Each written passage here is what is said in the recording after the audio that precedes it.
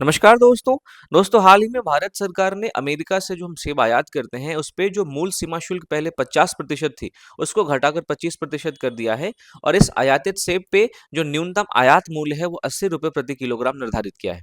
इसके अलावा भारत और यूरोपियन यूनियन के बीच में जो व्यापार समझौता हुआ है उसके तहत जो ताजे फल हम यूरोपियन यूनियन से आयात करते हैं उस पे भी आयात शुल्क 20% तक किया गया है और इसमें टैरिफ रेट कोटा प्रणाली को लागू किया गया है।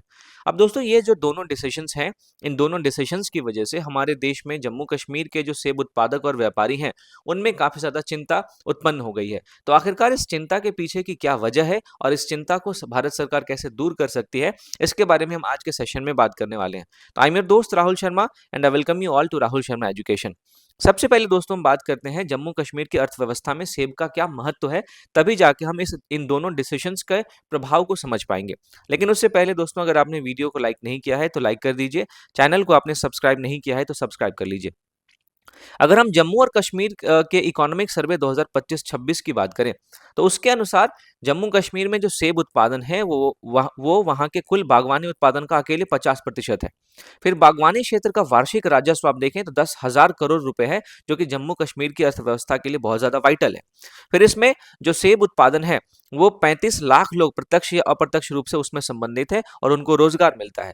लगभग 7 लाख परिवार आप देखें तो इस पर निर्भर है और 2024 में अगर हम सेब उत्पादन की बात करें तो लगभग 21 लाख मीट्रिक टन सेब का उत्पादन हुआ था, जो कि भारत के कुल सेब उत्पादन का 70% से ज्यादा है। तो इसका मतलब आप ये समझ सकते हैं कि सेब उद्योग जम्मू कश्मीर की अर्थव्यवस्था का बैकबोन है, उसकी रीढ़ है। अब इसीलिए ये जो हालिया व्यापार निर्णय लिए गए हैं जिसमें अमेरिका से आयात शुल्क को 50% से कम करके 25% किया गया है और यूरोपीय संघ से जो आयात शुल्क था उसको 20% तक किया गया है। इससे इन इन दोनों डिसीजन से जम्मू कश्मीर के सेब उत्पादक परेशान हैं, क्योंकि अब इन दोनों देशों से जब सस्ते सेब आयात होंगे तो जाहिर सी बात है हमारे देश के जो स्थानीय सेब हैं वो इनकी तुलना में प्रतिस्पर्धा नहीं कर पाएंगे या इनको ज्यादा अब स्थानीय जो सेब उत्पादक है उनको भी अपनी कीमत में कमी करनी पड़ेगी अगर इनके साथ प्रतिस्पर्धा करनी है तो। इसीलिए ये किसान और व्यापारी काफी ज्यादा परेशान हो रहे हैं। अब ये जो यूरोपीय संघ से आयात शुल्क को 20% तक किया गया है, ये आप देखें तो टीआरक्यू प्रणाली यानी कि टैरिफ रेट कोटा प्रणाली के तहत किया गया है। इसका मतलब ये है कि एक निश्चित मात्रा तक कम शुल्क लिया जाएगा और और अगर उस सीमा से ज्यादा का हम आयात करेंगे तो फिर उसके बाद उच्च शुल्क लिया जाएगा। कहने का मतलब अगर हम एक वर्ष में 50,000 टन तक सेब का आयात करते हैं तो उस पे यूरोपियन यूनियन से 20% का आयात शुल्क लिया जाएगा। लेकिन अगर 50,000 टन से ज्यादा का यानी 60,000 टन हम या उससे ज्यादा का आयात करते हैं तो फिर ये जो शुल्क है वो फिर से 50% लागू हो जाएगा। ये चीज आपको समझने की जरूरत है। यानी 50,000 टन तक 20% वार्षिक आयात शुल्क देना पड़ेगा और इससे ज्यादा करने पे जो पहले मूल शुल्क था 50% वही देना पड़ेगा। तो दोस्तों अब हमारे देश में पहले ही कई सारी संरचनात्मक चुनौतियां हैं जिसकी वजह से हमारे देश के जो सेब उत्पादक हैं उनको मुनाफा कम होता है और उसके बाद ये डिसीजंस आ गए हैं। तो सबसे पहले हम बात करते हैं संरचनात्मक चुनौतियों के बारे में जिसका सामना हमारे देश के सेब उत्पादकों को करना पड़ता है। देखिए, अगर हम अमेरिका और न्यूजीलैंड के और यूरोपियन यूनियन की तुलना में अपने देश में बात करें तो हमारे यहाँ पे जो जोत भूमि है वो काफी ज्यादा छोटी है। अमेरिका, न्यूजीलैंड और यूरोपियन यूनियन में जो औसत बागान आकार है वो 50 हेक्टेयर से ज्यादा है, जबकि जम्मू कश्मीर की बात करें तो वहां पे 0.40 हेक्टेयर ही जो बागान है उसका आकार है। इसकी वजह से हमारे देश में उत्पादकता भी कम हो जाती है। क्यों? क्योंकि भारत में अगर उत्पादकता की बात करें तो भारत में उत्पादकता जो प्रति हेक्टेयर आप देखें तो 7 से 8 टन है। वहीं अमेरिका, चीन, न्यूजीलैंड, ईरान यहाँ पे आपको 40 से 70 टन प्रति हेक्टेयर उत्पादकता देखने को मिलेगी। और इसका कारण क्या है कि वहाँ पे छटाई की जो तकनीक है वो बहुत ज्यादा उन्नत है, वहाँ पे एआई आधारित खेती होती है, वहाँ पे बेहतर जलवायु है और चूंकि वहाँ पे बागान का आकार काफी बड़ा है तो इस वजह से वहाँ पे मशीनीकरण आसानी से हो पाता है। हमारे यहाँ पे बागान आकार छोटा होने की वजह से हम मशीनीकरण नहीं कर पाते हैं और हमें मैन्युअली वहां पे जाके बहुत सारे काम करने पड़ते हैं। इससे जो सेब उत्पादकों की लागत है वो बढ़ जाती है। इसके अलावा तीसरा हमारे यहाँ पे जो संरचनात्मक चुनौती है वो है गुणवत्ता और किस्म की। जैसे गाला जैसी लोकप्रिय किस्म पश्चिमी देशों में स्थापित है। ये सेब की एक किस्म है, आपको ध्यान में रखना है। और भारत में हाल ही में इसको इंट्रोड्यूस किया गया है। तो रंग, स्वाद, आकार, शेल्फ लाइफ इन सब में काफी अंतर पाया जाता है। तो इसका परिणाम ये होता है कि बाजार में जो गुणवत्ता की असमान धारणा है उसकी वजह से जो पश्चिमी देशों के सेब हैं उनकी बिक्री ज़्यादा होने लग जाती है। तो पहले ही हम इन संरचनात्मक चुनौतियों से जूझ रहे हैं हमारे देश के सेब उत्पादक, और ऐसी स्थिति में अगर अमेरिका और यूरोपियन यूनियन से आयात शुल्क को कम कर दिया जाता है, तो ज़ाहिर-सी बात है इनका परेशान होना लाज़मी है। दोस्तों हमारे यहाँ पे जो जब सेब का सीज़न होता है आप देखें, और जो न्यूज़ीलैंड में, ऑस्ट्रेलिया में या फिर जो अमेरिका और यूरोपियन यूनियन में जो सेब का सीज़न होता है, वो उन दोनों में थोड़ा-सा अंतर है। लेकिन हमारे यहाँ पे जब ऑफ सीज़न सेब की बिक्री होती है, तो इस ऑफ सीज़न सेब की बिक्री में मैंने आपको ब ऑलरेडी एक वीडियो में बताया हुआ है कि ऑफ सीज़न सेब की बिक्री में जो कोल्ड स्टोरेज वाले सेब होते हैं, उसको हमारे देश के सेब उत्पादक बेचते हैं। लेकिन ऑफ सीज़न में जो न्यूज़ीलैंड, ऑस्ट्रेलिया और अमेरिका से आप देखें, तो जो ताज़े सेब मार्केट में आ जाते हैं, उस ताज़े सेब की तुलना में हमारे देश के जो स्थानीय उत्पादक के कोल्ड स्टोरेज वाले सेब हैं, वो कम्पीट नहीं कर पाते, वो प्रतिस्पर्धा नहीं कर पाते। ज़ाहिर-सी बात है इससे उनकी बिक्री प्रभावित होती है और फिर उनका मुनाफ़ा में कमी आ जाती है।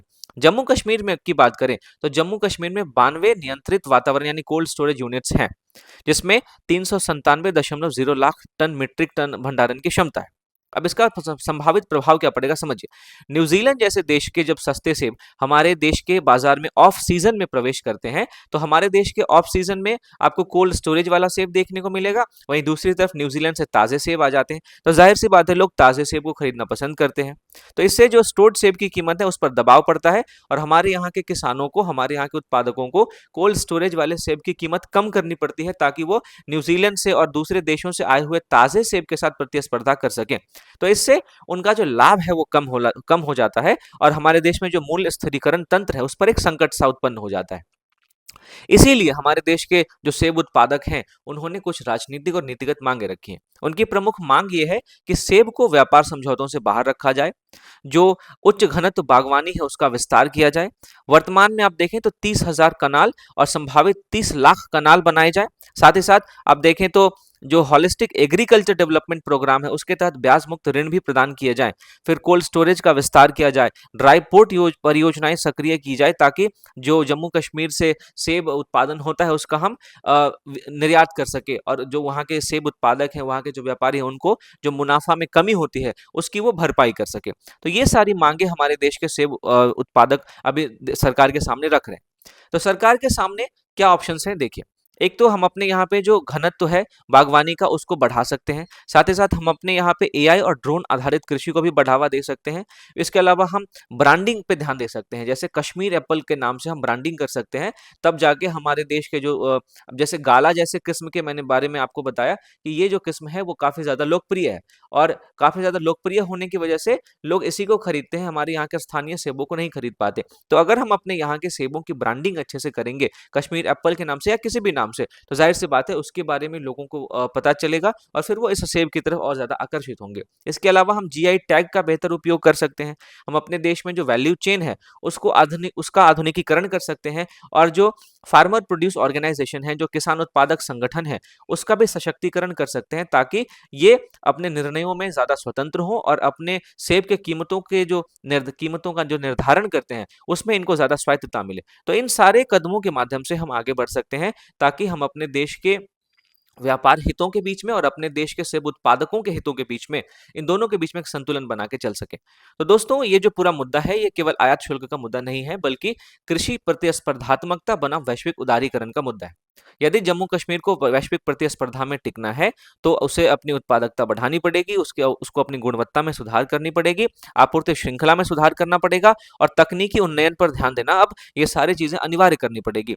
अन्यथा अल्पकाल में उपभोक्ताओं को लाभ होगा, लेकिन दीर्घकाल में उत्पादकों को, जो भी उत्पादक है, उनको हानि का सामना करना पड़ सकता है, और इस वजह से हमारे देश के किसानों में एक असंतुलन की स्थिति उत्पन्न हो सकती है।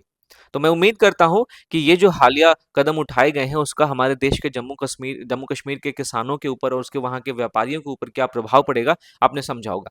अगर आपने इस सेशन को ध्यान से सुना है, तो आप इस यूपीएससी प्रीलिम्स के एमसीक्यू को सॉल्व कर सकते हैं कि अब भारत द्वारा अमेरिका से आयातित सेब पर सीमा शुल्क में कटौती के साथ न्यूनतम आयात मूल्य निर्धारित करना डब्ल्यूटीओ नियमों के अंतर्गत प्रतिबंधित है। तो आप बता सकते हैं कि प्रतिबंधित है या नहीं। अगर प्रतिबंधित होता तो क्या भारत सरकार ऐसा कर पाती? तो पहला तो गलत हो जाता है। दूसरा क्या है, टैरिफ रेट कोटा व्यवस्था में निर्धारित सीमा तक कम शुल्क लागू होता है और सीमा से अधिक आयात पर उच्च शुल्क लगाया जाता है। बिल्कुल सही बात है। जम्मू और कश्मीर भारत के कुल सेब उत्पादन का 50% से अधिक योगदान देता है। देखिए, 50% तो नहीं, यहाँ पे मैंने आपको 70% बताया है, तो इस डेटा को आप ध्यान में रख सकते हैं। और भारत में सेब की प्रति हेक्टेयर उत्पादकता अमेरिका और न्यूजीलैंड की तुलना में कम है, जिसका एक प्रमुख कारण क्या है? छोटी और खंडित जोतें।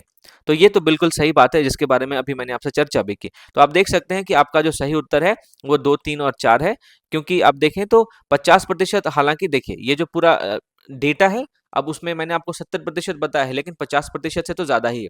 तो ये चीज़ आपको ध्यान में रख सकते हैं। और अगर आपको दोस्तों इस सेशन का पीडीएफ चाहिए, तो आप मेरे Telegram channel Rahul Sharma current affairs, इसको ज़रूर जॉइन करें, जिसका लिंक आपको डिस्क्रिप्शन में मिल जाएगा। साथ ही साथ एक बार फिर से याद दिला दूँ, जाने से पहले वीडियो को लाइक करना ना भूलें, चैनल को सब्सक्राइब करना ना भूलें। मिलता हूँ अगली वीडियो में, तब तक के लिए थैंक यू फॉर